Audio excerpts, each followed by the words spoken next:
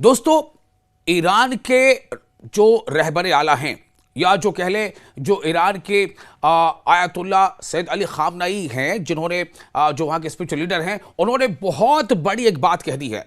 एक ऐन ऐसे मौके पर जब अमेरिका और ईरान के बीच जो तनाज़ा है, जो बहरान है, वो काफ़ी शबाब पर है, इन सब के बीच खामनई ने एक बहुत बड़ी बात कही है अपनी आवाम से, और न सिर्फ ये कि अपनी आवाम से, बल्कि खामनई ने कहीं ना कहीं दुनिया के लोगों को एक तरह से ये मैसेज दिया है। क्या मैसेज दिया है?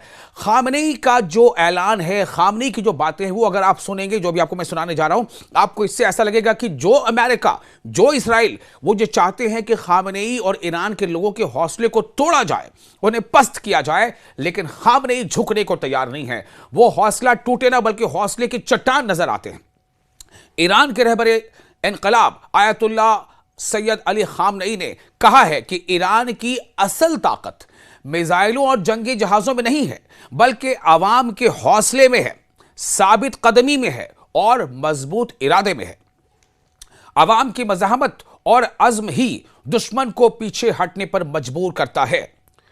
खामनई ने कहा है कि आपको बता दें, उन्होंने कहा है कि 22 बहमन यानी 11 फरवरी ईरानी कौम की ताकत और इज्जत की अलामत है।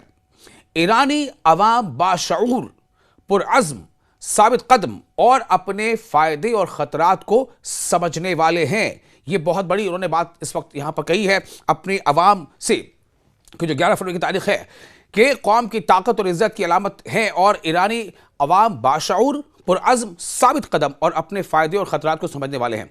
रहबर इनकलाब ने, या यूँ कह लें कि जो रूहानी पेशवा है, उन्होंने याद दिलाया है कि 1979 में ईरानी कौम ने गैर मुल्की मुदाखलत से आज़ादी हासिल की, यानी गैर मुल्की यानी विदेशी हस्तक्षेप से आज़ादी हासिल की। इसके बाद गैर मुल्की ताकतें बार बार पुराना निज़ाम वापस लाने की कोशिश करती रही, मगर ईरानी कौम आज भी मजबूती से खड़ी है। यानी कि जो बार बार कोशिशें होती है ना, रिजीम चेंज, क्यों भाई, क्यों रिजीम चेंज? ये ईरानी जो कौम है, उन्होंने खुद अपने लिए ऐसा चुना है, ये उनका फैसला है, वो आजाद हैं, वो किसी का गुलाम नहीं है।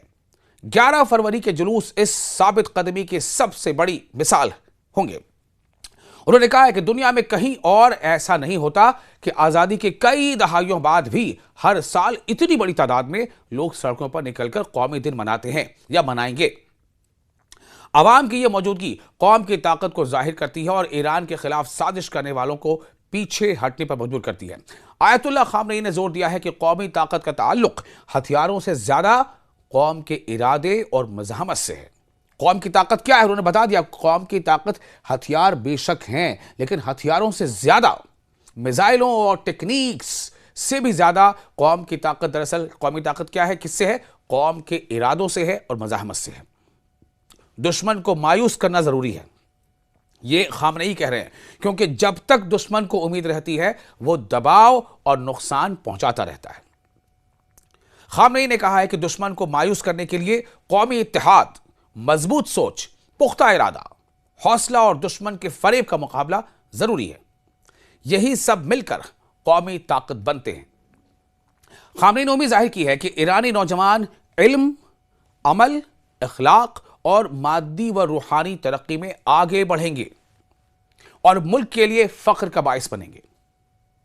अब आप सोचिए, एक ऐसी उम्र में भी खामनई इस तरह से अपने मुल्क के लोगों की क़यादत कर रहे हैं, उन्हें एक राह दिखा रहे हैं, उन्हें तरक्की और खुद मुख्तारी और पुरअज़्म बने रहने की, पुरहौसला बने रहने की तलकीन कर रहे हैं। आखिर उन्होंने कहा है कि 11 फरवरी के जुलूस उन तमाम खूबियों की अलामत है जहां अवाम यकजहती दिखाते हैं, नारे लगाते हैं और इस्लामी जमहूरिया ईरान से अपनी वफादारी का ऐलान करते हैं। उन्हें उम्मीद है कि इस साल भी 22 बहमन यानी कि 11 फरवरी ईरानी कौम की शान को मजीद बढ़ाएगा। अब आप सोचें, इस तरह से ईरानी जो लीडर हैं सैयद अली खामनई, वो अब भी अपनी अवाम को, उसी कौम को जिसके बारे में ये कहा जा रहा था कि ईरान की अवाम वहाँ की का तख्ता पलटना चाहती हैं और वहाँ का रिजीम चेंज करना चाहती हैं, और ईरान की अवाम अपनी क़यादत से खुश नहीं है और इसीलिए वो सड़कों पर आकर के प्रोटेस्ट कर रहे हैं। हालांकि इसके बारे में जो ईरान के जो लीडरान हैं उन्होंने बार बार ये कहा कि दरअसल ये कुछ दुश्मन बैरूनी ताकतें हैं जो ईरान को पसंद नहीं करती और ईरान के इस नहज को पसंद नहीं करती, और वो बाहरी ताकतें चाहती हैं कि ईरान के अंदर खल्फशार और इंतशार पैदा किया जाए। ये उनकी कोशिश है, लेकिन हम उन्हें उनके मंसूबों में, उनके साजिशों में कामयाब नहीं होने देंगे।